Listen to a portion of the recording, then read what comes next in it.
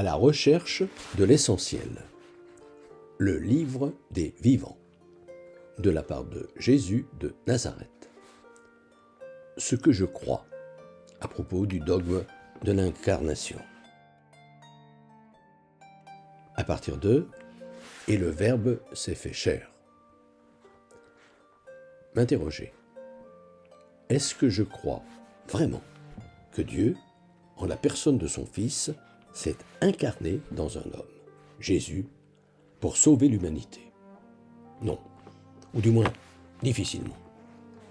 Cette croyance n'irait-elle pas à l'encontre du fonctionnement normal de l'univers dont notre Créateur lui-même a fixé les règles? Pour moi, l'incarnation, ce n'est pas d'abord cela. Elle signifie surtout, en priorité, qu'un homme, nommé Jésus, a tellement pris à cœur de faire ce que souhaitait son Créateur, qu'il en a incarné la volonté, qu'il en a été l'incarnation vivante. D'où la confiance de Dieu qui lui a révélé qu'il était son Père et notre Père. Pour qui est objectif, l'une et l'autre lecture sont possibles. La première invite au mystère, un mystère certes grandiose, mais qui est tellement inaccessible au commun des mortels, à commencer pour la majorité des baptisés qui n'y croient pas vraiment, puisqu'ils ne le mettent pas dans leur vie au quotidien. Croire, en effet, ce n'est pas se contenter de prononcer des paroles, mais c'est être et agir.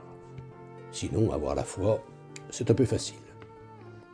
La seconde lecture invite au contraire à se dire que chacun de nous est invité par Dieu à devenir un fils bien-aimé de notre Père du ciel, et à accepter simplement que cette seconde lecture, tout à fait dans l'axe du message qu'a voulu nous faire passer Jésus, soit une étape sur le chemin de la foi.